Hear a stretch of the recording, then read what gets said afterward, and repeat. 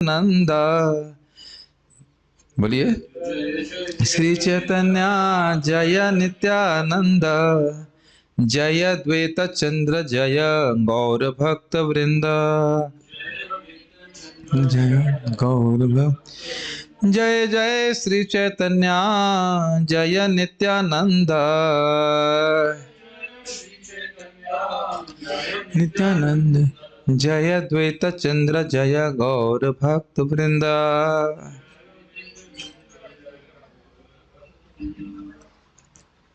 पिछले अध्याय में मुझे लगता है मैंने एक गलती कर दी और मेरे मन में ये भाव आ गया था कि जल्दी जल्दी करना है। ये थोड़ा गड़बड़ हुआ। कौन सा हमें कोर्स कंप्लीट करना है कोई ऐसा तो था नहीं, तो कहीं कहीं मैं थोड़ा तेज चला गया। तो अब हम ऐसा नहीं करेंगे, अब थोड़ा स्लो जाएंगे ताकि सब लोग ठीक से समझ सके, क्योंकि एक ही बार पढ़ा रहा हूँ, उसको बार बार तो पढ़ाऊंगा नहीं। ठीक है, सबको चलेगा ना? बहुत ज़्यादा भागने की जरूरत नहीं है, चाहे हम 50 लोग करें रोज, जितने भी करें, डिपेंड्स। मतलब उसमें कोई एक्सप्लेनेशन नहीं तो नहीं देना होगा, लेकिन जहाँ एक्सप्लेनेशन की जरूरत होगी उसको हम थोड़ा समझाएंगे, है ना? बहुत तेज जाना, मैं असंतुष्ट रह गया कुछ सेक्शन में, बहुत तेज भाग गए हम, क्योंकि मैं अज्यूम कर लेता हूँ कि बात पता है, लेकिन नए भक्तों को शायद बातें नहीं पता होंगी, बहुत सारी बातें, तो विल गो लिटिल स्लोली। तो पहले हम इसका सारांश पढ़ते हैं। श्रील भक्तिविनोद ठाकुर ने 21वें अध्याय का सारांश इस प्रकार दिया है। और इससे पहले हम आगे जाए, याद रखें कि महाप्रभु सनातन शिक्षा में संबंध, अभिधेय और प्रयोजन तत्व के बारे में बता रहे हैं। इस अध्याय में श्री चैतन्य महाप्रभु कृष्ण लोक अर्थात गोलोक, आध्यात्मिक आकाश यानी स्पिरिचुअल स्काई, कारण सागर तथा असंख्य ब्रह्मांडों से युक्त भौतिक जगत का पूर्ण वर्णन करते हैं। क्या शब्द आपको टिक रहे हैं कान में? बताइए। गोलोक कैसा है, स्पिरिचुअल स्काई आध्यात्मिक जगत कैसा है, कारण सागर कैसा है, और ये भौतिक ब्रह्मांड कैसा है, ये सब बता रहे हैं, 4 चीजों का। और इन सन के संबंधों को हमें समझना होगा। देखिए, इस चीज को भक्त कभी कभी नहीं समझ पाते हैं कि संबंध ज्ञान नहीं होगा तो प्रायः हम अपराध के स्तर पे ही भक्ति करते रहेंगे। हम कृष्ण की सेवा करने के लिए, निस्वार्थ सेवा प्राप्त करने के लिए भजन कर रहे हैं, निस्वार्थ भाव से ही। प्रेम भाई, अपनी इंद्रिय तृप्ति के लिए भक्ति नहीं कर रहे हैं। करने को वो भी कही जा सकती है कि भक्ति किसी उद्देश्य से भी की जाती है, ठीक है, लेकिन क्या शब्द था, वासुदेव भगवती भक्ति योगे न प्रयोजिता। तो जिस भक्ति योग का प्रयोजन उद्देश्य प्रेम भक्ति होता है, तो जनयति आशु वैराग्यम, वह बहुत जल्दी वैराग्य को प्रस्तुत करती। तो किस उद्देश्य से कर रहे हैं, बहुत महत्वपूर्ण है। तो समझना होगा कि हम कहाँ हैं, हमें कहाँ पहुंचना है, किस उद्देश्य से भक्ति कर रहे हैं, इसलिए संबंध ज्ञान होना बहुत जरूरी है। ठीक है। इसके बाद श्री चैतन्य महाप्रभु द्वारका में कृष्ण के साथ ब्रह्मा जी की भेंट तथा भगवान द्वारा ब्रह्मा के गर्व को दूर किए जाने का वर्णन करते हैं। बहुत सुंदर वर्णन है, बहुत रसमय, बहुत रसीला वर्णन है। इसमें ब्रह्मा के साथ कृष्ण की एक लीला का भी वर्णन हुआ है। वैसे तो आप लीला जानते हैं, लेकिन उससे भी हम ये सीखेंगे कि हम कितने नगण्य हैं। जब ब्रह्मा जी एकदम इनसिग्निफिकेंट हैं, तो हम कौन हैं, और भगवान की महानता भी अब सीखेंगे। इसी अध्याय में चैतन्य चरितामृत के लेखक ने कृष्ण की लीलाओं एवं कृष्ण के अनुपम सौंदर्य के विषय में कुछ सुंदर पद प्रस्तुत किए हैं। यानी कि देखिए, 2 भाग है, एक भगवान का ऐश्वर्य और दूसरा है भगवान का माधुर्य। तो ऐश्वर्य बोलते बोलते महाप्रभु के हृदय में भगवान का माधुर्य प्रकट होने लग जाएगा, तो फिर वह बोलना शुरू कर देंगे। बड़ा स्पॉन्टेनियस डिस्कशन है ये। 21वां, आप लोगों को बहुत रुचि लगेगी ये सुनने में। शेष अध्याय में कृष्ण के साथ हमारे अंतरंग संबंधों का वर्णन है। तो ठीक है, अब हम लोग शुरू करते हैं। माइक पे बोलेंगे एक श्लोक को। हाँ देखिए, चल रहा है। अगत्येक गतिम नत्वा, अगत्येक गतिम नत्वा, हीनार्थाधिक साधकम, हीनार्थाधिक साधकम, श्री चैतन्य लिखाम्यस्य, श्री चैतन्यम लिखाम्यस्य, माधुरैश्वर्य शीकरम, माधुर्यैश्वर शीकरम। देखिए, पहले इसके शब्दार्थों को देखिए। अगति एक गतिम, जीवन के लक्ष्य के प्रति अज्ञानी बुद्ध जीवों के एकमात्र आश्रय को नत्वा प्रणाम करते हुए, हीन अर्थ आध्यात्मिक ज्ञान से विहीन बुद्ध जीवों की आवश्यकताओं को अधिक बढ़कर साधकम प्रदान करने वाले श्री चैतन्य महाप्रभु, मैंने भगवान श्री चैतन्य महाप्रभु को लिखामी, मैं लिख रहा हूँ, अस्य उनके माधुर्य ऐश्वर्य, माधुर्य तथा ऐश्वर्य का शीघ्रम एक अल्पांश। तो अब इसको पहले हम इसका अनुवाद पढ़ेंगे, फिर संस्कृत समझेंगे। श्री चैतन्य महाप्रभु को सादर नमस्कार करते हुए मैं उनके ऐश्वर्य तथा माधुर्य के एक कण मात्र का वर्णन करता हूँ। वे आध्यात्मिक ज्ञान से रहित पतित बद्धात्माओं के लिए अत्यंत हितकारी हैं और वे उन लोगों के लिए एकमात्र आश्रय हैं जो जीवन के वास्तविक लक्ष्य को नहीं जानते। संस्कृत देखिए, अगति एक गतिम नत्वा, जिसकी कोई गति नहीं है, जिसको अपने जीवन के लक्ष्य के बारे में कुछ नहीं पता है, उनकी एकमात्र गति सहारा है श्रीमन चैतन्य महाप्रभु, उनको प्रणाम करके। स्वाभाविक सी बात है कि यहाँ पे कृष्णदास कविराज गोस्वामी अपनी नम्रता प्रस्तुत करने की मेरा कोई आश्रय नहीं महाप्रभु के चरणों के अलावा। हीनार्थादिक साधकम, हीनार्थ का अर्थ क्या होता है? जो सबसे अच्छा अर्थ जीव के लिए क्या है? भगवत प्रेम। तो उसको मांग भी नहीं रहा है, फिर भी उससे जो मांग नहीं रहा है उससे अधिक साधकम, उससे अधिक प्रदान करने वाले हैं। उसे ज्ञान है ही नहीं कि मांगना क्या चाहिए भगवान से, ऐसे व्यक्ति का साधन करने वाले हैं। ऐसे चैतन्य महाप्रभु को माधुर्य और ऐश्वर्य को के सीकर को लिख रहा हूं। देखिए, सीकर का अर्थ समझना चाहिए। सीकर कहिए या सीकर कह लीजिए, सीकर का अर्थ होता है जैसे झाड़ू होती है, सुई सीख झाड़ू, वो सीकर हम लोग बोलते हैं। तो उस सीख से उसको पानी में भिगोइए और झाड़ू से ऐसे छींटे मारिए, तो एक कह सकते हैं बूंद जो निकलेगी एक झाड़ू की डंडी से, उसको सीकर कहा जाता है। तो कह रहे हैं कि भगवान चैतन्य महाप्रभु के माधुर्य और ऐश्वर्य के सीकर को मैं लिख रहा हूं, एक अंश को ही मैं लिख रहा हूं। अब कहेंगे अरे, तो यहाँ तो चैप्टर का टाइटल है कृष्ण के ऐश्वर्य और माधुर्य का वर्णन, तो चैतन्य महाप्रभु और भगवान श्री कृष्ण कोई अलग अलग व्यक्ति तो है नहीं, तो इसलिए कह रहे हैं महाप्रभु के ऐश्वर्य तथा माधुर्य का वर्णन मैं कर रहा हूं। आसान है। जय जय श्री चैतन्य जय नित्यानंद जय द्वैत चंद्र जय गौर भक्त वृंदा। श्री चैतन्य महाप्रभु की जय हो, नित्यानंद प्रभु की जय हो, अद्वैत चंद्र प्रभु की जय हो और गौर भक्त वृंद की जय हो। सर्वस्वरूपेर धाम पर व्योम धामे, पृथक पृथक वैकुंठ सब नाहि क गणने। सर्वस्वरूपेर धाम। अब देखिए, इससे आपको जो पिछला अध्याय पढ़ा था वो सुविधा होगी समझ, उसके बात को यहाँ समझने में सुविधा होगी। सर्वस्वरूप है, जितने भी विष्णु स्वरूपों का वर्णन हमने पिछले अध्याय में सुना था, प्राभव विलास, वैभव विलास, प्राभव प्रकाश, वैभव प्रकाश, सबका धाम, सबकी स्थिति कहाँ पे है? परव्योम धाम में, अर्थात आध्यात्मिक आकाश में। और वो सब पृथक पृथक वैकुंठ, सब अलग अलग वैकुंठों में वे रहते हैं और इसकी कोई गणना नहीं, यानी हर वैकुंठ में भगवान की एक विष्णु मूर्ति अधिष्ठाता है। ठीक है जी। ये इसका अनुवाद भी पढ़ता चलूं या क्या करेंगे? समझ में आ रहा है? धूम डिवोटीज, अनुवाद भी पढ़ूं या नहीं पढ़ूं, क्या करूं? Yes, no, I don't know. Shri Chaitanya Mahaprabhu ने आगे कहा, भगवान यस के सारे दिव्य रूप आध्यात्मिक आकाश में पाए जाते हैं। इनके बारे में सुना था ना आपने पिछले अध्याय में, यानी कि कृष्ण बलराम जी उनसे विस्तारित, फिर बलराम जी से प्रथम चतुर्व्यूह, फिर द्वितीय चतुर्व्यूह, और उससे फिर अनेक अनेक विस्तार, उन सब के दिव्य धाम हैं, वैकुंठ धाम, अनेक अनंत वैकुंठ धाम हैं, और हर वैकुंठ में विष्णु भगवान अधिष्ठित हैं। वे उस धाम में वैकुंठ लोगों की अध्यक्षता करते हैं, किंतु उन वैकुंठ लोगों की कोई गणना नहीं है। जैसे यहाँ पे विवस्वान जो देवता है वह सूर्य ग्रह की अधिष्ठाता है, यहाँ की देवी है पृथ्वी देवी, इस प्रकार से। अब उसका कितना विस्तार है एक वैकुंठ का, देखिए। शत सहस्त्र अयुत लक्ष कोटि योजन, एक एक वैकुंठेर विस्तार वर्ण। इसको तो वही अनुवाद ही पढ़ लेता हूं। प्रत्येक वैकुंठ लोक की चौड़ाई 800, 8000, 80,000, 8 लाख 8 करोड़ मील है। ये सब जोड़ लीजिए। अब कितने जीरो हैं भाई? कोई मैथमेटिशियन है इसमें? आप सदाशिव प्रभु, अरे चोट लगी क्या? चोट लग गई आपको? आपकी उपाधि को चोट लगी? ठीक, तो कोई जीरो काउंट कर सकता है कितने? 8 करोड़ के बाद 8 लाख, उसके बाद 80,000 और उसके बाद 8,000, फिर 800। तो समझ सकते हैं कि हम लोग बेसिकली कहने का मतलब है, दूसरे शब्दों में प्रत्येक वैकुंठ लोकों का विस्तार हमारे मापने की शक्ति के परे है, बेसिकली अनलिमिटेड है।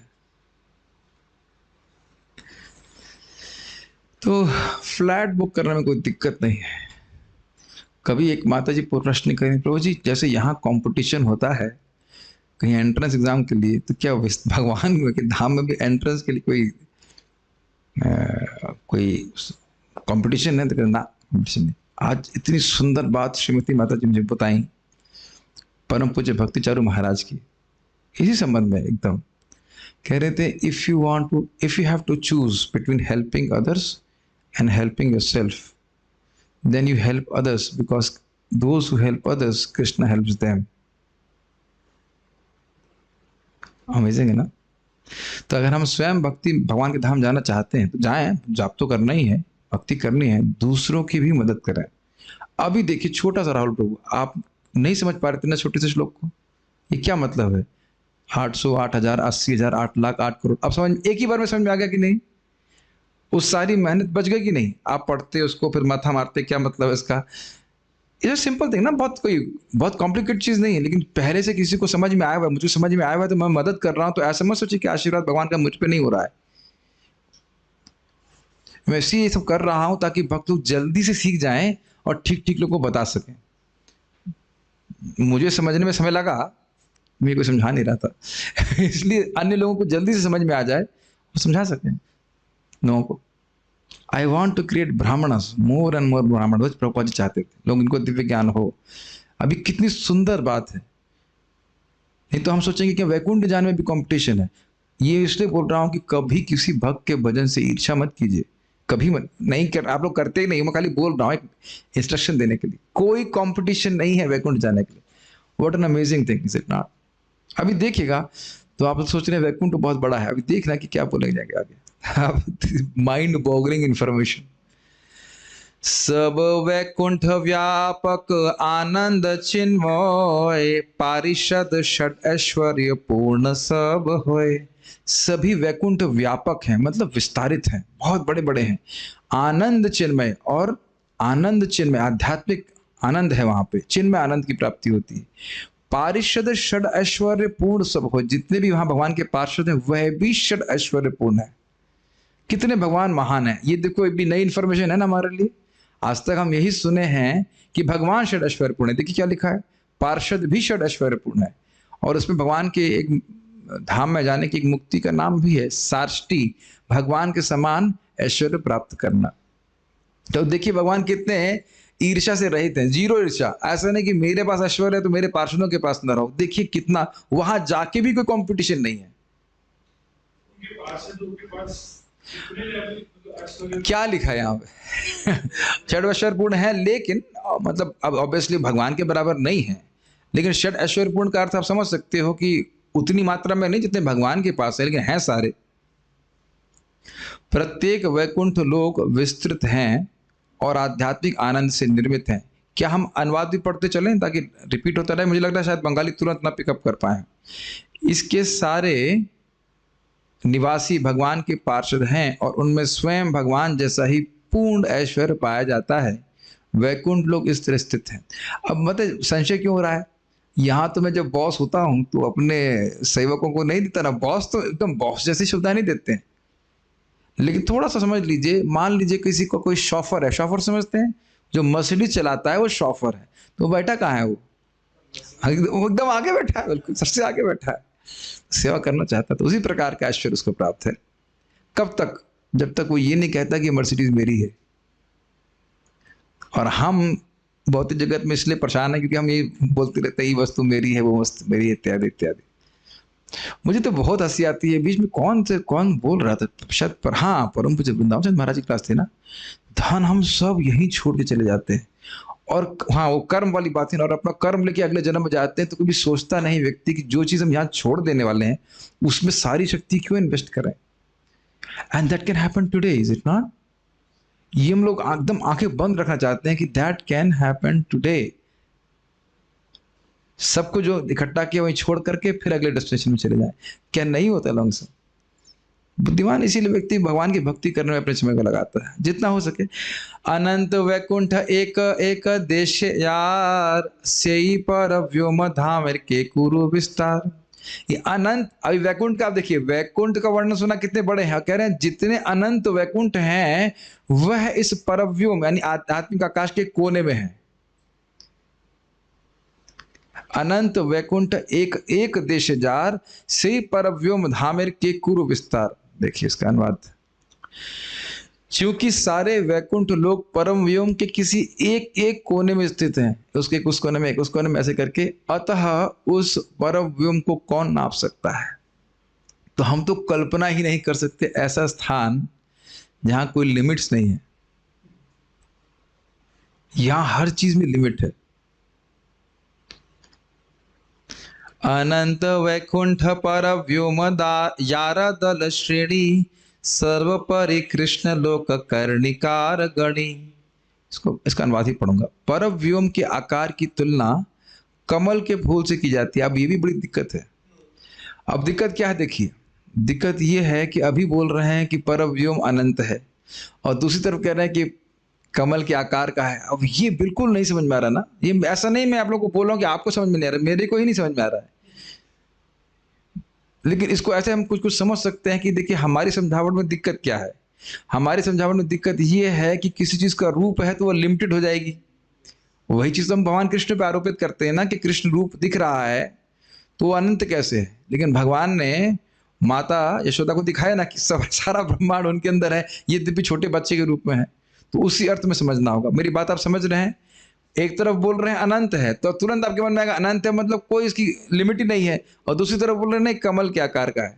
कमल मतलब कैसे होगा, ऐसे ऐसे कर कमल के आकार का। तो कमल के आकार होगा तो लिमिट होगा और उसके बाहर कुछ होगा। तो यही आप देख लीजिए कि हमारी भौतिक बुद्धि का दोष है, हम समझ नहीं सकते इसको। ये जब मैं कल उसको पढ़ रहा था तो मैं कैसे समझाऊंगा उसको। अगर कोई ऑब्जेक्शन करे कि भाई ये तो असीमित है, तो आप ऐसे कैसे बोल रहे हो कि इसके लिमिट है, मतलब शेप है। दोनों ही बातें हैं, आध्यात्मिक जगत में सारी सारी चीजें समन्वय प्राप्त करती हैं। इस फूल का सबसे ऊपरी भाग कर्णिका कहलाता है। अब मैं जो समझ रहा हूँ सेंटर वाला पोर्शन कहा जाएगा। सेंटर वाला पोर्शन जो कमल का होता है उसे कर्णिका कहते हैं। What is the meaning of karnika. कर्णिका किसको कहते हैं देखना पड़ेगा। कर्णिका, कर्णिका मीनिंग, हाँ मणिकर्णिका का तो है, लेकिन यहाँ तो गूगल बाबा तो कुछ बता नहीं पा रहा है कर्णिका का मीनिंग क्या होता है। वर्ल ऑफ लोटस ना, वर्ल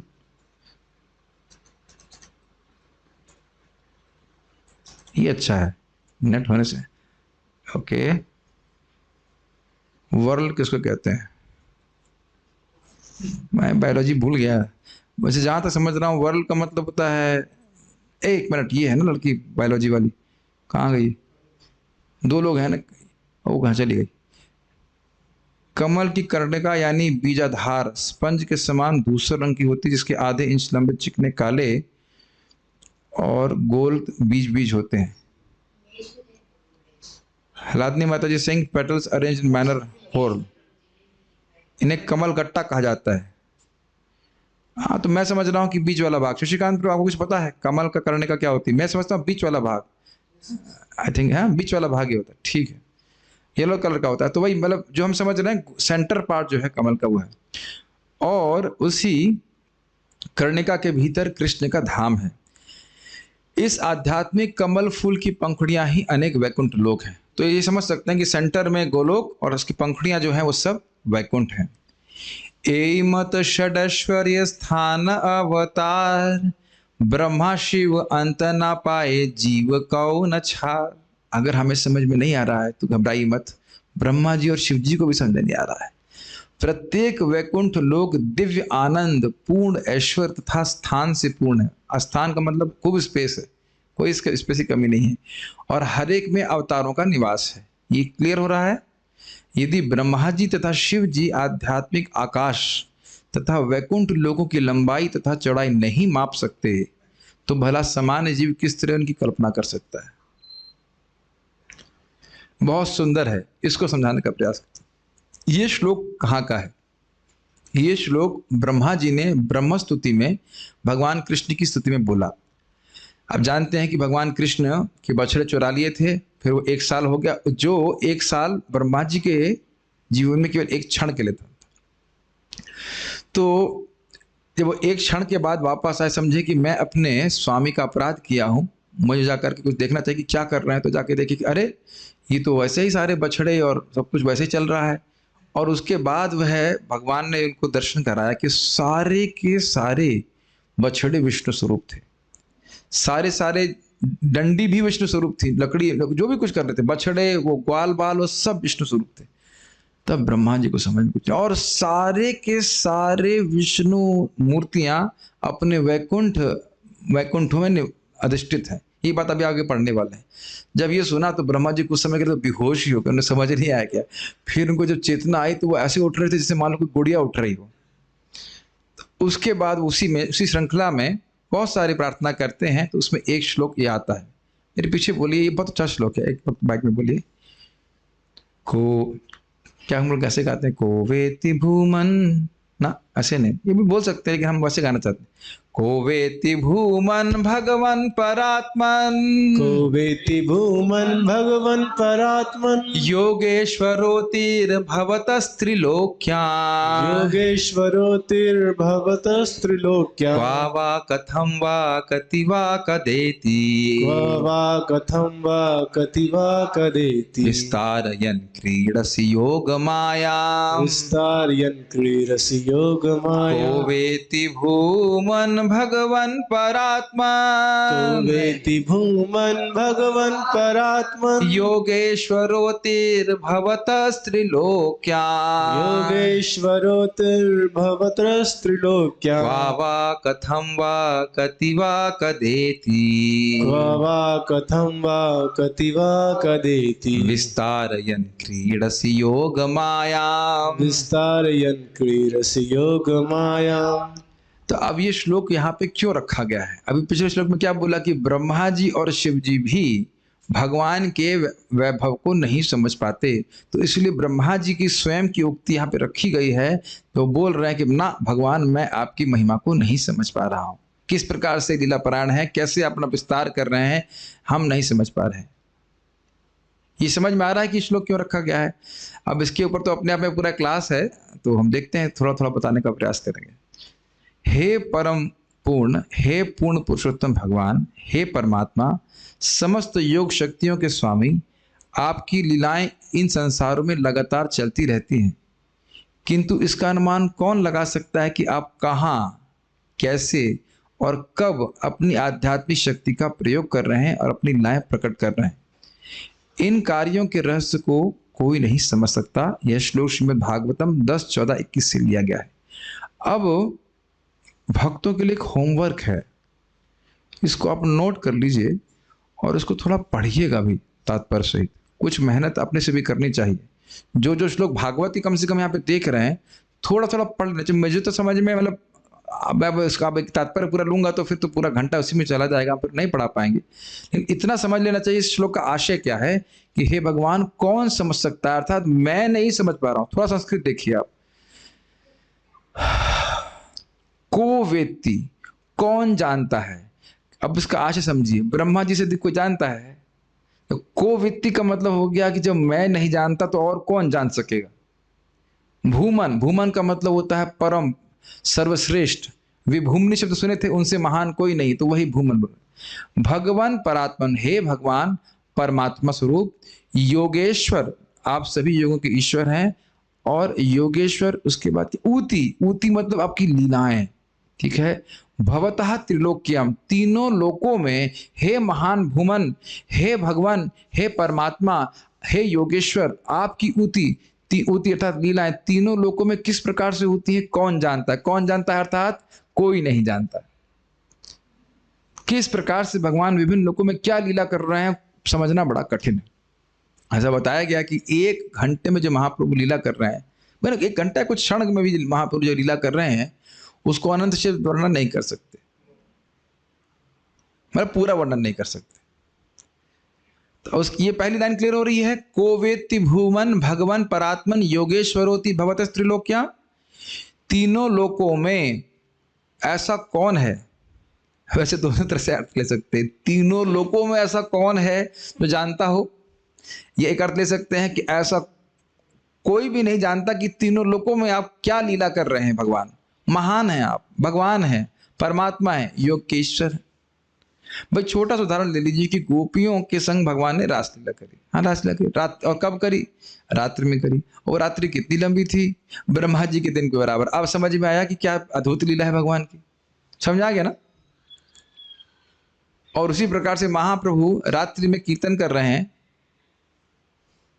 और वह भी रात्रि कितनी लंबी है, ब्रह्मा जी की रात। तो ब्रह्मा जी की तरह तो लंबी होनी चाहिए ना।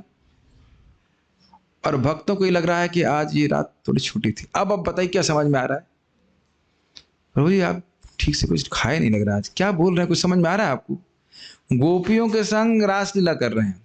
रासलीला एक रात्रि की मानो है, और वह कितनी लंबी रात्रि है, ब्रह्मा जी की रात्रि के बराबर। और ब्रह्मा जी की रात्रि के बराबर जो लीला चल रही है विद इन वन रात्रि, गोपियों कैसी लग रही है, आज बहुत छोटी रात्रि। वैसे इसका एक मजाक में अनुभव हो सकते, जब खूब बढ़िया से नींद आए तो लगता अरे 3:30 बज गए अभी तो सोया था मैं, अभी तो सोया था मैं। तो जिसमें व्यक्ति को आनंद आ रहा होता है तो उस समय का ध्यान नहीं रखता। आपने कभी कभी देखा है प्रसाद लेते समय अरे आधा घंटा निकल गया, ये तो हम रोज ही देखते हैं। तो आप समझ सकते हैं कि भगवान किस प्रकार से लीला कर रहे हैं। मतलब आप समझ सकते हैं कि हम नहीं समझ सकते हैं। उसके बाद वो कह रहे हैं क्वावा। क्वावा का अर्थ है, इट्स नॉट गुआवा, क्वावा। क्वावा मतलब क्वा मतलब कहाँ, वा मतलब किस प्रकार, कथम मतलब कैसे, वा मतलब या, और कति मतलब कितने, फिर वा मतलब या, और कदा मतलब कब। समझ में आ रहा है, कहाँ, किस प्रकार, कैसे, कितनी, कदा यानी किस समय आप ऐसी क्रीड़ा सी मतलब खेल खेलते हैं, अपनी योग माया का विस्तार करते हैं, कोई नहीं समझ सकता।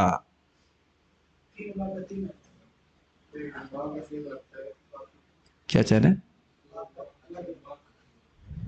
अब यहाँ लिखा है तो मैं बहुत रिसर्च नहीं करके आया हूँ, जो है वो सामने प्रस्तुत करता हूँ। वाह का मतलब किस प्रकार लिखा हुआ है, क्या डबल अच्छा कैसे वैसे हो गया। जैसे देखिए मेरा हिसाब से अर्थ समझ में आ रहा है, क्वावा का मतलब कहाँ, या कथम मतलब कैसे, या कति मतलब कितने, और कदा सही होना चाहिए। वाह को किस प्रकार लिख रहे हैं हमको नहीं समझ में आ रहा क्यों। तो ये समझ में आ गया। My dear zoom devotees, I am going slow today so I can understand. ये श्लोक क्यों रखा गया, ये समझाने की कि ब्रह्मा जी को भी भगवान कैसी लीला कर रहे हैं समझ नहीं आ रहा। एक बात समझ लीजिए कि कोई कहे कि जब समझ ही नहीं आ रहा है तो फिर वर्णन करने की क्या जरूरत है। मैं फिर से रिपीट करूंगा कि चिड़िया आसमान नाप नहीं सकती है, लेकिन आसमान में उड़ सकती है। और भगवान की लीला आदि का श्रवण कीर्तन करके हम भगवान का प्रेम प्राप्त कर सकते हैं। तो ये कोई नहीं कहा जा रहा है कि लीला को आप पूरा वर्णन कर सकते हो। इसका अर्थ ये नहीं कि लीला वर्णन नहीं कर सकते। बहुत गंभीर बात है, आगे जाके वेद स्तुति में सुनेंगे अगर हम जिंदा रहे तो। लोग कहते हैं कि भगवान का वर्णन शब्द नहीं कर सकते, ऐसा नहीं है। कहने का आशय यह है कि भगवान का वर्णन वेद भी पूरी तरह से नहीं कर सकते, नहीं तो वेदेश सर्वेर अहम एव विद्य तो गलत हो जाएगा भगवान की बात। भगवान अपना ही तो वर्णन कर रहे हैं। अहम सर्वस्य प्रभव किसका वर्णन है, कृष्ण का वर्णन है। मत्तः परतरम नान्यत् किसका वर्णन है, शब्दों से कृष्ण का ही तो वर्णन है। एक छोटी सी बात मैं कहना चाहूंगा। एक भक्त मुझे भक्त ने व्यक्ति उसे कमेंट किया यूट्यूब पे, truth can not be spoken, truth has to be experienced. तो मैंने कहा आप भी तो सत्य के बारे में कुछ बोल रहे हैं ना। ये बोलना कि सत्य को बोला नहीं जा सकता, ये भी सत्य के बारे में कुछ बोला जा रहा है कि नहीं। तो भ्रांति रहती है लोगों के मन में कि हम भगवान का वर्णन नहीं कर सकते, जबकि हम लोग क्या सुनते हैं, श्रुण्वन्ति गायन्ति गृह्णन्ति भिक्षुषा। लेकिन इसका अर्थ यह नहीं कि हम सारी लीलाओं को बोल लेंगे। ऐसा नहीं कि भागवत में भगवान की सारी लीलाओं का वर्णन हो गया, ऐसा असंभव बात है। अभी आप देखिएगा भगवान भी अपने आप पूरा वर्णन नहीं कर सकते। और क्या महापुरुष स्वयं नहीं बोल रहे थे, भक्ति का तत्व हो, भगवान का तत्व हम पूरा वर्णन नहीं कर सकते, केवल दिग्दर्शन कर रहे हैं। तो दिग्दर्शन कर रहे हैं इसका अर्थ नहीं कि वह हमको पवित्र करने वाला नहीं है। पूरा वर्णन नहीं है इसका अर्थ यह नहीं कि हमको शुद्ध नहीं करेगा। समझ रहे हैं? ये मत कृष्णेर दिव्य सद्गुण अनंत, ब्रह्मा शिव सनकादि न पाए जार अंत। इस प्रकार कृष्ण के दिव्य सद्गुण हैं और वो अनंत हैं, आध्यात्मिक गुण हैं। ब्रह्मा शिव और सनक कुमार आदि भी उनके अंत नहीं पाते, इसीलिए लोग बस कथा में ही लगे रहते हैं, नाम जप और कथा। शिव जी तो सबसे बढ़िया गृहस्थ हैं। कह के हम गृहस्थी तो भक्ति कर सकते तो करो शिव जी की तरह। उनकी तरह तो ब्रह्मचारी भी नहीं कर सकते कि बरगद के पेड़ के नीचे बैठकर कथा चल रही है। घर भी नहीं बांधे हैं, इतने आसक्त हैं कृष्ण कथा में। मैं तो इस बार चिंताहरण महादेव में ही प्रार्थना किया, शिव जी बस थोड़ा सा ड्रॉप ऑफ टेस्ट दे दीजिए भागवत में। हर बार जाएंगे तो उनसे यही प्रार्थना करेंगे। महान वैष्णव है, एक मुख से राम नाम उच्चारण करते रहते हैं, एक मुख से कथा करते रहते हैं और बस आनंद में रहते हैं। घर भी नहीं बांध रहे हैं, जो जिनकी पूजा करके जगत में कितने घर बंध गए, वो अपना घर भी नहीं बांध रहे हैं। और पार्वती जी भी कुछ नहीं कह रही। Obviously it can not B imitated at home, लेकिन ये बहुत उपाध्याय बात है। तो अंत है नहीं, दो अन्य बातें, एक तो अंत है नहीं भगवान की लीला कथा का, और दूसरा खुद बहुत रुचि है और सामने क्या कहते हैं लोग सुनने वाले भी हैं, तो बस ये कथा ही करते रहते हैं। बहुत अच्छा शब्द है ना उनका, उमा कहूँ मैं अनुभव अपना, सत हरि भजन जगत सब सपना। कितना सुंदर है। तो शिव जी महाराज की जय हो। बहुत अच्छे है ना। एक दिन हम लोग शिव जी से भागवत सुनेंगे चौथे स्कंद में। ठीक है। कृष्ण के आध्यात्मिक गुण भी अनंत है। मैं अनुवाद जरूर पढ़ूंगा ताकि समझ में आता चले।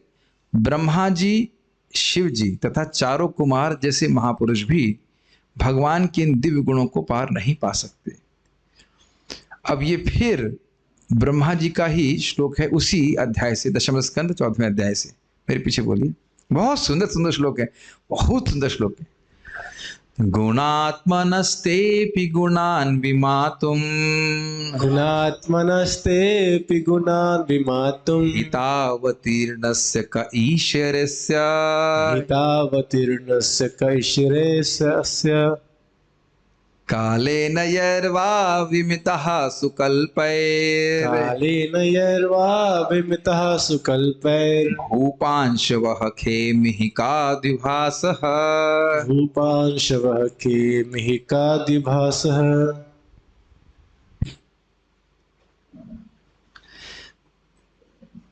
भले ही समय आने पर बड़े बड़े वैज्ञानिक ब्रह्मांड के सारे परमाणुओं, ध्यान दीजिएगा, ब्रह्मांड के सारे परमाणु,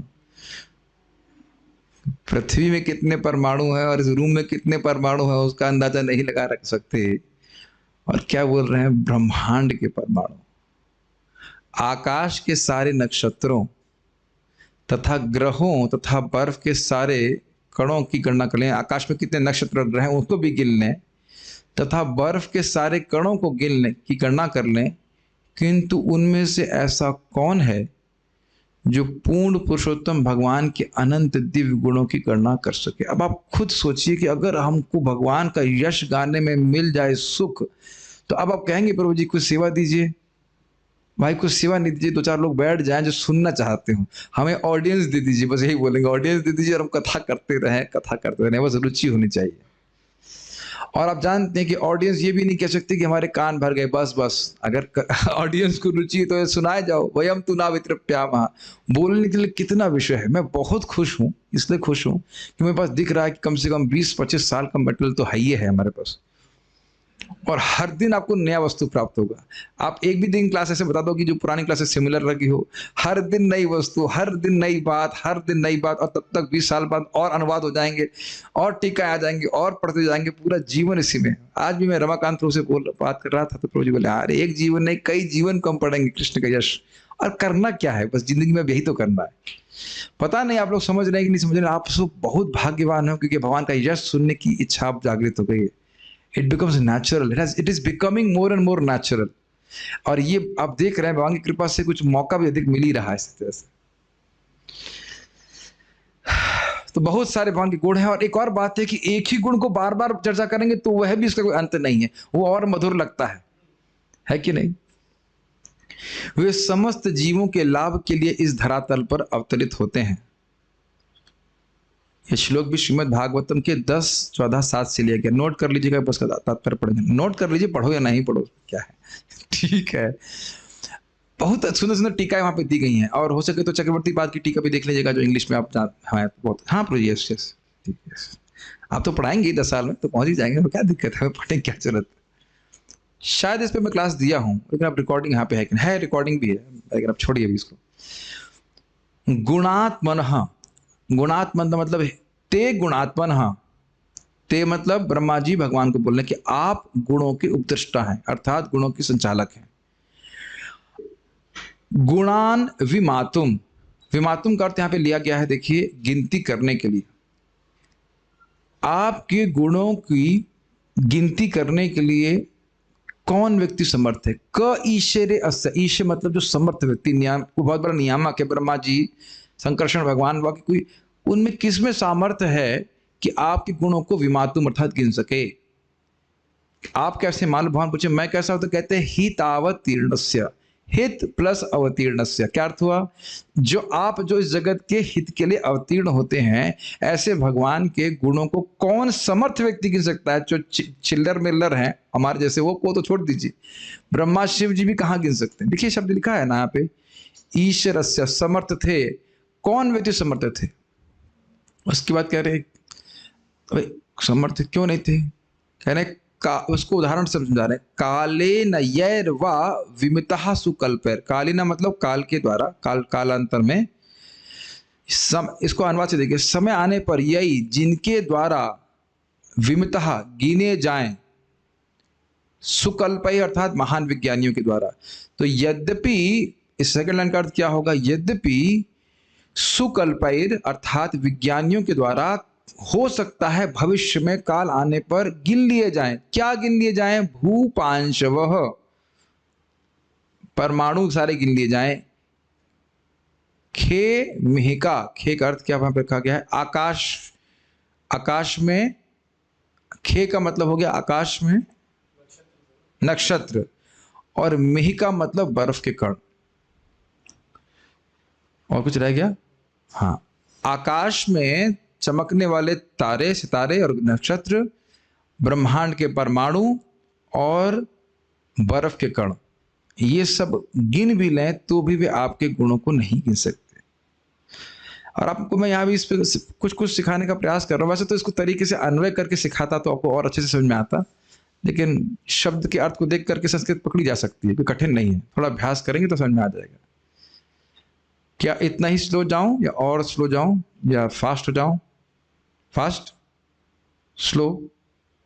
अरे सब लोग बड़े दुखी लग रहे हैं। ओके, नहीं समझ में आ रहा है? काल आने पर हो सकता है वैज्ञानिक जन सब कुछ गिन लें, पृथ्वी को कण गिन लें, और क्या कहते हैं उसको, सारी ब्रह्मांड के कणों को गिन लें, और नक्षत्र इत्यादि को भी गिन लें, और बर्फ के कणों को भी गिन, लेकिन भगवान के गुणों को नहीं गिन सकते। तो यह भी ब्रह्मा जी की उक्ति है। इस पे जो मुझे स्मरण आ रहा है टीका से, अगर मैं टीका कैसे खोलूं तुरंत, लेकिन उसमें अगर आप टीका देखें, अब मन कर रहा है कि थोड़ा सा टीका भी बोल दूं, अगर आप लोगों को कोई इजाजत हो। बहुत सुंदर टीका लिखा है कि ये जो शास्त्र वदन है, उनने गिन भी लिया है। वो कहते हैं उन्हें गिन भी लिया है पृथ्वी के सब कण इत्यादि को, लेकिन वह भगवान की महिमा को नहीं आज तक आनंद शेष वो गिन भी लिए हैं ब्रह्मांड को, सब पता है हमको। भी दिखाता हूँ, मैं पढ़ा हूँ इसलिए मुझे याद है, बड़ा रुचिकर लगता था। एक मिनट रुकिए, एक ही सेकंड में आ जाएगी, बता रहा हूँ।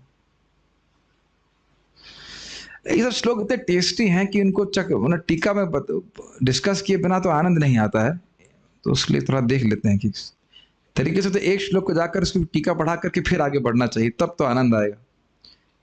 14.7 इज हियर विद मी।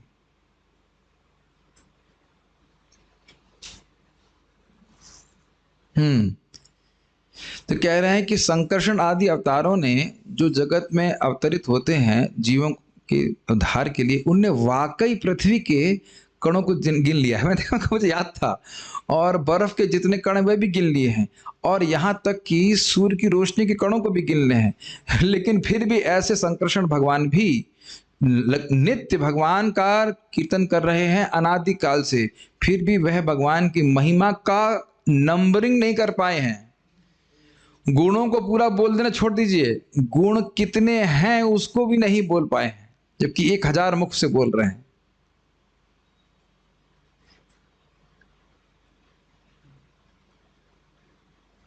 एक और अर्थ यहाँ पे बताया गया है, गुणात्मना का अर्थ क्या है, जो प्रभुपाद यहाँ पे लिए हैं। गुणात्मना का अर्थ है कि तीनों गुणों के से बना जो जगत है उसके रक्षक, उसके पालक। तो कह रहे हैं कि जब आप इस जगत में आते हैं और इसकी रक्षा करते हैं, तो ये जो आपकी लीला है जगत के पालन करने की, उन गुणों को भी कोई नहीं गिन सकता है। किस प्रकार से आप जगत का हित करने के लिए बहुत सारी लीला इस जगत में करते हैं, वह भी कोई नहीं गिन सकता। तो फिर आपकी दिव्य गुणों को प्रकाशित करने वाली लीलाएं, जैसे कि वृंदावन की लीलाओं को कौन गिन सकता है। तो इस प्रकार से है। आप विस्तार तो बहुत है, आप सभी लोगों को, मैं समझता हूँ काफ़ी लोगों को इंग्लिश आती भी है, तो टीका है हिंदी में, तो हिंदी में भी दे देंगे, भेज देंगे आपके पास। ये बहुत सुंदर। और प्रभुपाद जी का टीका तो उसमें, प्रभुपाद जी का टीका इसमें नहीं, लेकिन बीबीटी ने टीका दिया है तो उसका पढ़ सकते हैं। तो नोट कर लीजिए, 10.14.7 भी पढ़ना है। प्रभु जी अभी तक तो आप क्लास देते थे, अब आप होमवर्क भी दे रहे हो बेटा, आप उसके बाद हमको एग्जाम भी देंगे, आप क्या सोच रहे हो? एग्जाम भी ले जाएगा उसके बाद, आने दो। तो ये समझ में आ रहा है सारा, ये सब बातें क्यों श्लोक कोट कर रहे हैं कि भाई भगवान के यश को कोई नहीं गिन सकता है। ब्रह्मादि रहु सहस्त्र वदने अनंत, निरंतर गाये मुखे न पाए गुणेर अंत। अरे ब्रह्मादि को रहु, ब्रह्मा जी को छोड़ो, वो क्या है? उनके सहस्त्र वदने मतलब अनंत, अनंत शेष हजारों मुख से निरंतर गा रहे हैं, ना पाए गुणेर अंत, और गुणों का अंत नहीं जान रहे। अब देखिए, अब मैं ऐसा बातें बोलता हूं ना तो लोगों को बड़ा बुरा लग जाता है। आज ही भक्त बड़े रंज हो गए थे बोलने के, वो सोचते हैं कि हम उन पर कटाक्ष कर रहे हैं, आक्षेप कर रहे हैं। अरे भक्ति के लिए तो ब्रह्मचारी जीवन भी छोटा पड़ रहा है, तो गृहस्थी की तो बात ही छोड़िए आप। जब आप समझेंगे कि कृष्ण को जानने के लिए कितना समय चाहिए, कितना पढ़ना है, कितना सुनना है, तो ये ब्रह्मचारी जीवन में छोटा लगता है, जिसमें हम कुछ भी सेवा ना करें, कुछ भी और ना करें, तो भी हमारा जीवन कम पड़ेगा। कुछ समझ रहे मेरा आशय मैं क्या कह रहा हूं? कुछ भी सेवा और ना करो, 2 टाइम प्रसाद पाओ, 16 माला जप करो, और फिर भागवत पढ़ने बैठेंगे तो देखिए कितना भगवान का यश है। दिख नहीं रहा आपको यहाँ पे? तो अब वो अलग बात है कि व्यक्ति कम कुछ भक्ति करना चाहे तो अलग बात है, उसमें कोई हमारा कोई झगड़ा नहीं है उसके लिए। जितना कितना भक्ति करे अच्छा ही बात है, लेकिन अगर वाकई आप जुट जाए भगवान के बारे में जानने के लिए तो कई जीवन कम है।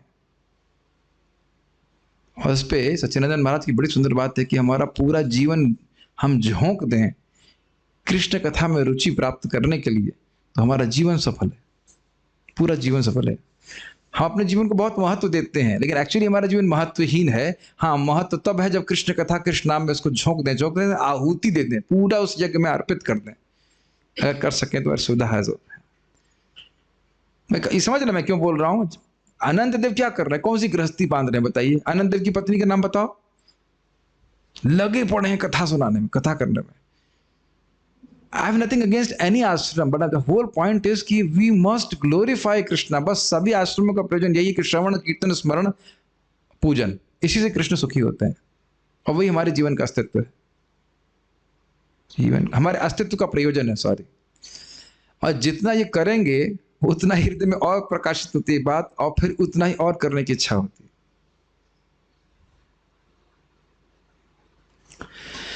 ब्रह्मा जी की तो कोई बात ही नहीं, 1000 सिर वाले भगवान अनंत भी भगवान के दिव्य गुणों का पार नहीं पा सकते, यद्यपि वे निरंतर उनका महिमा गान करते रहते हैं।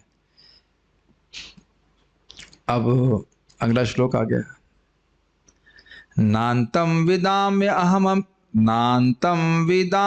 हममी मुनयो ग्रजास्ते, नान्तम विदाम्य हममी मुनयो ग्रजास्ते, माया बलस्य पुरुषस्य कुतो वराये माया बलस्य पुरुषस्य कुतो वराये गायन् गुणान् दशशतानन आदिदेवः गायन् गुणान् दशशतानन आदिदेवः शेषोऽधुनापि समवस्यति नास्य पारम् शेषोऽधुनापि समवस्यति नास्य पारम्। सुनने में कितना सुंदर श्लोक है। ऐसे एक बार बोलने से कैसे हम तृप्त हो सकते हैं? We must chant one more time.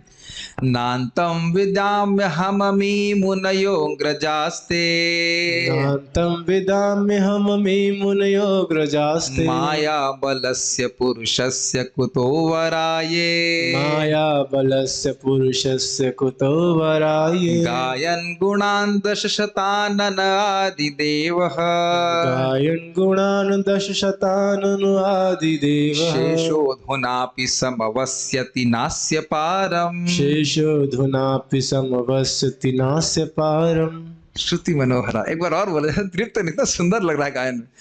नान्तं विदाम्यहममी मुनयोऽग्रजास्ते नान्तं विदाम्यहममी मुनयोऽग्रजास्ते माया बलस्य पुरुषस्य कुतो वराये माया बलस्य पुरुषस्य कुतो वराये गायन् गुणान् दशशतानन आदिदेवः गायन् गुणान् दशशतानन आदिदेवः शेषोऽधुनापि समवस्यति नास्य पारम् शेषोऽधुनापि समवस्यति नास्य पारम्।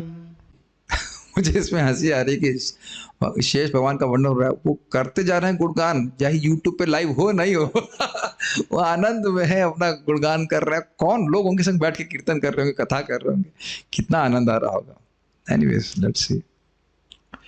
यदि मैं ब्रह्मा तथा तुम्हारे बड़े भाई महान ऋषि तथा मुनि विविध शक्तियों से युक्त पूर्ण पुरुषोत्तम भगवान का पार नहीं पा सकते, तो फिर उन्हें और कौन समझ सकता है। यद्यपि हजार फनों वाले भगवान शेष निरंतर उनके दिव्य गुणों का कीर्तन करते हैं, फिर भी वे भगवान के कार्यकलापों का अभी तक पार नहीं पा सके हैं। यह श्लोक नारद मुनि को कही गई ब्रह्मा जी की उक्ति है। यह श्रीमद् भागवत 2741 से लिया गया है। तो ये समझ में आ रहा है श्लोक क्यों कह रहे हैं। अब इसका अर्थ में तो कठिन होगा पूरी तरह बताना पसंद। यदि मैं मतलब ब्रह्मा, तो ब्रह्मा जी कह रहे हैं कि मैं और तुम्हारे बड़े भाई नारद जी के कौन कौन है? 4 कुमार ही नहीं है, शिव जी भी है। सब शिव जी बड़े हैं ना, शिव जी पहले हुए थे। हाँ, सब लोग भी भगवान की विविध शक्तियों से युक्त पूर्ण पुरुषोत्तम भगवान को पार नहीं पा सकते, तो फिर उन्हें और कौन समझ सकता है। और भगवान शेष भी निरंतर वर्णन कर रहे हैं लेकिन अंत नहीं पा रहे हैं। तो तीनों आ गए, ब्रह्मा जी, शिव जी और वो 4 कुमार और नारद जी भी और शेष। तो अब यही इन 4 लोगों को रखा गया था कि 4 कुमार, शिव जी, ब्रह्मा जी और अनंत शेष भगवान की यश को पार नहीं पा सकते। मैं फिर से रिपीट कर रहा हूं, अमृत के सागर को पार ना ही पाए तो अच्छा है, उसी में गोते लगाते रहे। हम लोग तो कल्पना नहीं कर सकते कि श्रवण कीर्तन से जीव को कितना सुख मिलता है, और अभी भी कौन सा दुख मिल रहा है। कितना मन प्रसन्न रहता है भगवान के बारे में श्रवण कीर्तन करने से, है कि नहीं। एक बात आपने कभी सोची कि जब भक्ति शुरू किए थे तो इतना भी पता नहीं था कि इतनी भी रुचि होगी। हफ्ते में एक बार आता था ना आपके कॉलेज में, लगता था पूरे हफ्ते का हो गया बहुत हो गया बस। अब मैं अगर एक हफ्ते में क्लास दूं तो हो जाएगा, तृप्त हो जाएंगे। अब सोचिए अगर यही कर, अब कुछ नया तो नहीं कर रहे हैं ना, वही चीज करते जा रहे हैं और लगता है और कृष्ण के बारे में जानना है, और कृष्ण के बारे में जानना है। वयम तु नावितृप्यामा उत्तम श्लोक विक्रमे यच्छृण्वतां रसज्ञानां स्वादु स्वादु पदे पदे। ओके, रोहिणी माता जी का एक प्रश्न है कि 4 कुमार तो महाजन है और फिर भी वे कृष्ण को नहीं समझ सकते। मुझे अच्छा, ये बहुत अच्छा प्रश्न किया है। पहले मेरा प्रश्न ये है कि आज आप सुन कैसे रही हैं? आपका ऑफिस नहीं चल रहा है क्या? आज संडे है क्या? नहीं, संडे तो है नहीं। कोई बात नहीं, आप आए हैं तो बहुत अच्छे प्रश्न, प्रश्न बहुत अच्छा था। मुझे लग रहा था कि अब तक कोई प्रश्न किया क्यों नहीं? इतने अच्छे प्रश्न करने आप रोज क्यों नहीं आती हैं? क्यों नौकरी कर रही हैं? कोई बात नहीं, कोई बात नहीं, करिए करिए, करते रहिए। एनी हाउ, प्रश्न करते रहिए। वेरी गुड क्वेश्चन कि हम एक तरफ सुनते हैं कि महाजन भगवत धर्म को जानते हैं, और यहाँ सुन रहे हैं कि 4 कुमार एक महाजन है, वो भगवान को नहीं जानते। 4 कुमार ही नहीं, ब्रह्मा जी भी और शिव जी भी और स्वयं भगवान के अवतार अनंत शेष। और अभी आप होल्ड करिए, सीट बेल्ट बांधिए, आगे बोले जाएंगे कृष्ण भी स्वयं अपने को पूर्ण नहीं जानते। तो देखिए, अगर कोई वस्तु अनंत है तो उसको कोई पूरा ना जाने तो उससे उस व्यक्ति की सर्वज्ञता में हानि नहीं आती है, क्योंकि वस्तु अनंत है तो उसको जाना ही नहीं जा सकता पूर्ण रूप से। अभी आप देखिए, भगवान के बारे में बोला जाएगा, भगवान भी अपने महिमा को पूर्ण नहीं जानते। इसका अर्थ ये नहीं कि नहीं जानते हैं, आपने ध्यान से सुनना होगा। ऐसा नहीं है कि 4 कुमार भगवान की महिमा नहीं जानते। यस्यानुभावम शिव, भगवान शिव साक्षात नारद साक्षात कपिलो मुनि, ये हमने बीच में से सुना था कि इनके अनुभव को, कृष्ण के अनुभव को शिव जी जानते हैं, कपिल देव जानते हैं, भगवान के अवतार, और नारद जी जानते हैं। ये जानते का अर्थ ये नहीं कि पूरा जानते हैं। भीष्म देव भी तो कुछ जान ही रहे हैं। तो उम्मीद है कि प्रश्न का उत्तर हो गया होगा कि पूरा कोई नहीं जानता है। मैं फिर से इस बात को रिपीट कर रहा हूं कि भाई, आप आकाश में उड़ रहे हैं, चिड़िया उड़ रही है, हवाई जहाज उड़ रहा है, तो ऐसा तो नहीं कि आकाश को नाप दिया है। लेकिन क्या आकाश में उड़ने का सामर्थ्य नहीं है? आपको पता है कि स्पैरो क्या, गौरैया एक लेवल तक उड़ेगी, और चील जो है वो और उड़ती है, और बाज या जो भी है वो और ऊंचा उड़ सकता है। और गरुड़ जी कितना उड़ते, तो गरुड़ जी आकाश नाप देंगे? आकाश को नाप नहीं सकते हैं, लेकिन ऊंचा उड़ तो सकते हैं। भाई, इसी श्लोक को सुखदेव गोस्वामी गोस्वामी बोल ही रहे हैं, और कोई महान भक्त बोलेंगे तो और अच्छे से समझा सकते हैं। इसका अर्थ यह तो नहीं कि मैं भगवान के बारे में नहीं बोलूं।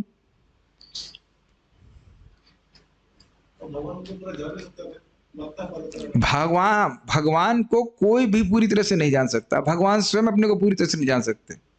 क्या बोल रहे हैं आप रोजी? आप अभी देखना, मैं पढ़ के ही बोल रहा हूं। मैं भी जब देखा तो क्या बोल रहे हैं, लेकिन अब यही बात है, भगवान की शक्ति का इतना विस्तार है। भगवान जानते हैं, फिर शक्तियां फिर और विस्तारित कर लेते हैं, फिर जान लेते हैं, फिर आगे विस्तार हो जाता है।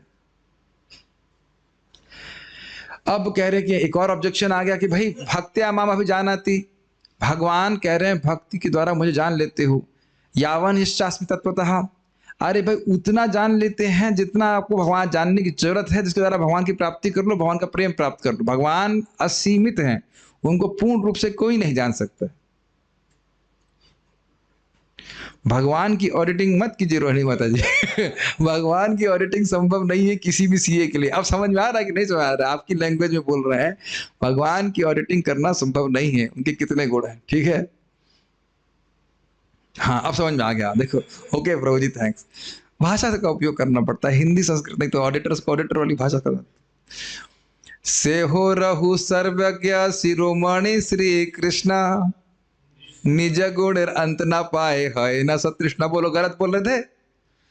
से रहो, अरे उनको छोड़िए। सर्वज्ञ शिरोमणि श्री कृष्ण, सर्वज्ञ को शिरोमणि है जिनका नाम अभिज्ञ बोला जाए, सब जानते हैं, श्री कृष्ण। निज गुणेर अंत ना पाए है न सतृष्णा, अपने ही गुणों का अंत नहीं पाते हैं, और है न सतृष्णा, उनको तृष्णा हो जाती है कि और जानूं, मैं अपने गुणों को और जानूं, इत्यादि इत्यादि। देखिए, फिर मैं समझा रहा हूं, ये बात नहीं समझ में आ रही होगी। जो वस्तु अनंत है उसको अगर भगवान नहीं जान रहे हैं तो उससे उनकी सर्वज्ञता में हानि नहीं होती है। ये बात समझ में नहीं आती है, धीरे कुछ जा रहा है दिमाग में।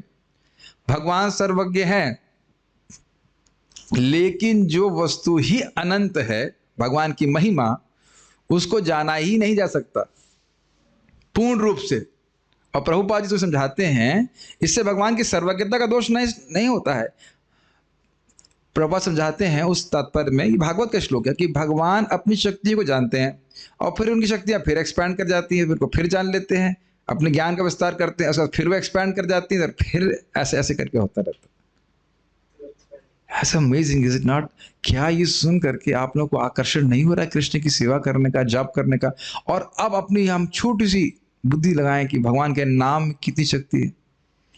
जैसे भगवान की महिमा नहीं समझी जा सकती है, ऐसे नाम की महिमा भी नहीं समझी जा सकती। इसलिए नाम की महिमा को अतिशय कहा गया। ये सबसे बड़ा अपराध नाम के प्रति है। अरे जिस नाम की महिमा का वर्णन नहीं कर सकता कोई, उसको अधिक वर्णन कौन करेगा? जो देखिए, अभिनव नाम नामित नहा, तो कृष्ण जैसे हैं वैसे ही उनका नाम है। तो कभी संदेह नहीं करना चाहिए कि एक ही कृष्ण नाम से कैसे सारे पाप नष्ट हो जाते हैं। उस संदेह करने का मतलब है भगवान के प्रति अपराध। फिर से हम आगे रिपीट कर रहे हैं। देखिए, नाम अपराध में एक अपराध है शास्त्र के वचन, शास्त्र की अपमान करना। तो शास्त्र के वचन में संदेह करना भी तो शास्त्र का अपमान है। नाम अपराध हुआ कि नहीं? तो इसलिए अब अगर है भी तो बार बार नाम जप करेगा, उसका हृदय शुद्ध होगा, तब धीरे धीरे भगवान के नाम की कृपा से उसे महिमा प्रकाशित होगी। लेकिन फिर भी आप कहो कि नाम आपकी महिमा पूरा समझ लें, तो रूप गोस्वामी कहते हैं कि ना, आपकी महिमा कोई समझ नहीं सकता। कोई समझ नहीं सकता मतलब पूर्ण कोई नहीं समझ सकता। इसका अर्थ ये नहीं कि कुछ कोई समझ ही नहीं सकता है। समझ में आ रहा है? Why Radha Rani was so much attracted to lord and because of his qualities. ठीक ठीक, वो आप पढ़े हुए हैं। अनंत देव को भी जाने दे, स्वयं भगवान श्री कृष्ण भी अपने दिव्य गुणों का अंत नहीं पा सकते। निश्चय ही वे स्वयं उन्हें जानने के लिए सदैव उत्सुक रहते हैं। द्युपतय एव ते न ययुर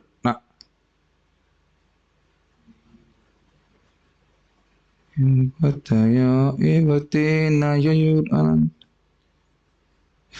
ना, अशा आहे। द्युपत एव ते न ययुरंतम अनंततया। नहीं आ रहा? वेद स्तुति का श्लोक है।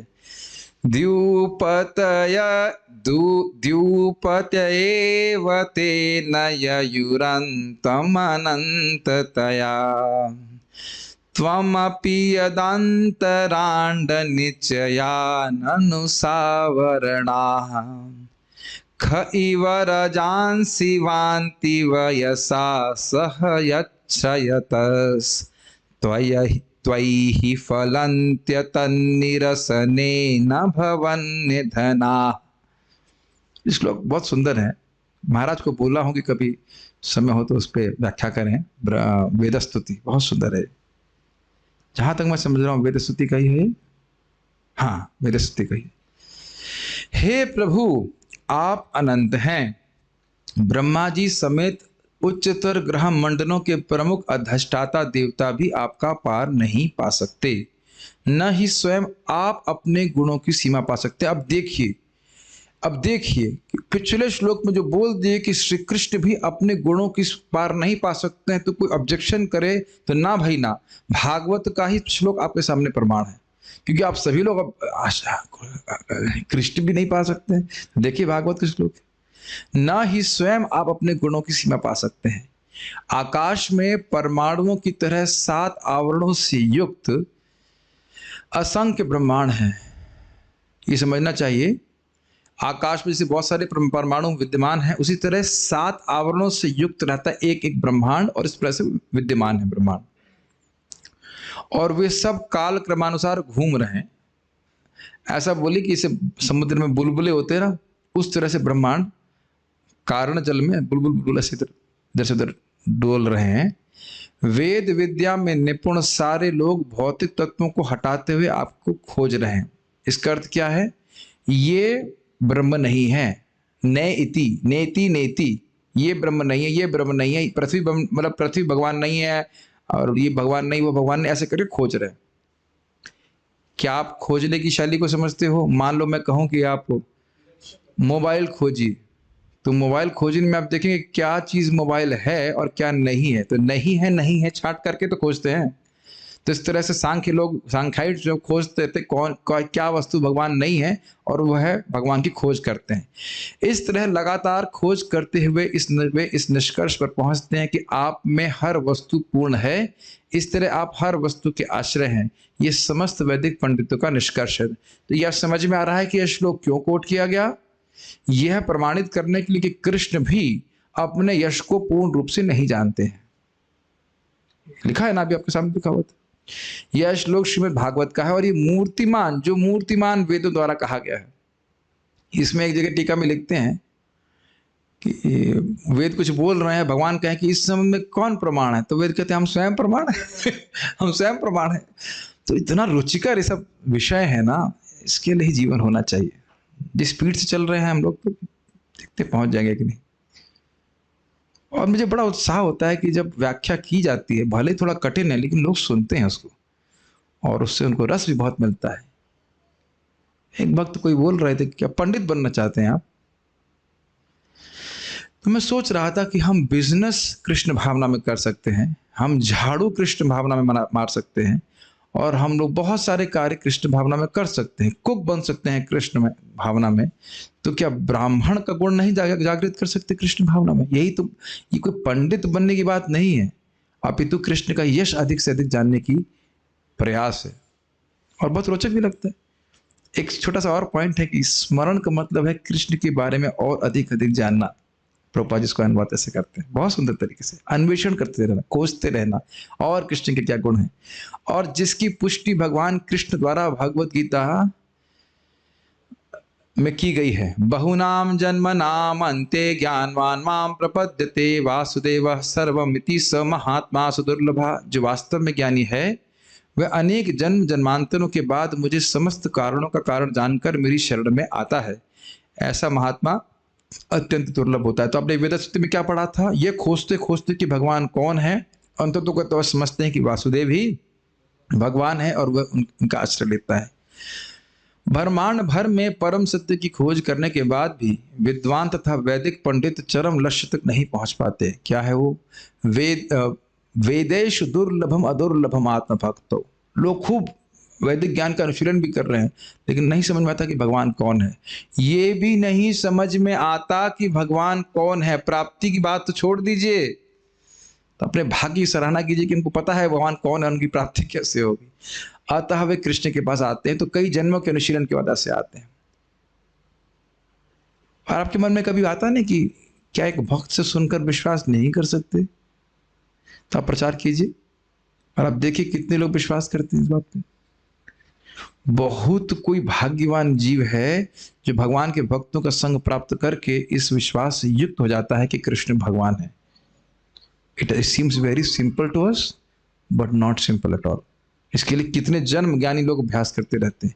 परम सत्य विषय विवेचना करते समय हमेशा अनेक तर्क वितर्क सामने आते हैं कि कौन भगवान है कौन नहीं है। ऐसे तर्कों का उद्देश्य सही निष्कर्ष तक पहुंचना होता है कि भगवान कौन है, उन्हें कैसे प्राप्त करें। तो ऐसा तर्क प्रायः नेति नेति कहलाता है, यह नहीं वह नहीं। ये समझ में आ रहा था, इसी को बता रहा था कि ये भी भगवान नहीं है, वो भी भगवान नहीं, इत्यादि इत्यादि। सही निष्कर्ष पर पहुंचने तक सोचने की यह प्रक्रिया, यह परम सत्य नहीं है, यह परम सत्य नहीं है, चलती रहती है। किंतु सही निष्कर्ष पर पहुंचते ही हम पूर्ण पुरुषोत्तम भगवान कृष्ण को परम सत्य के रूप में स्वीकार कर लेते हैं। सांख्य योगो पृथक बाला प्रवदंती न विपश्चिता एकम आप्यस्ततः सम्यक उभयोर वंदते फलम। जो सांख्य योगी ढूंढ रहे हैं where is Krishna, not where is Krishna, इस जगत का स्रोत कौन है, परम आश्रय कौन है, यह सोच रहे हैं। और कैसे नंबरिंग करके, पृथ्वी जल, पृथ्वी तो नहीं है, अग्नि तो नहीं है, जल तो नहीं है, ये नहीं है, वो नहीं है, तो नेति नेति न इति, ये नहीं है, ये नहीं करते रहते हैं और अंत तो गतों से करते करते मर भी जाते हैं, फिर जन्म लेते, फिर वही नीति नेति करते रहते हैं। और करते करते जब किसी तरह से पता नहीं कैसे करते हैं, कैसे करके भगवान की कृपा से समझ में आ जाता है कि भगवान कृष्ण है, तो भक्ति करते हैं। तो प्रभुपाद जी कहते हैं तुम कई जन्म बिता सकते हो। एक ऑप्शन ये है, दूसरा ऑप्शन है कि गुरु जी की बात मान लो, कृष्ण भगवान है, वहीं से शुरू करो पॉइंट।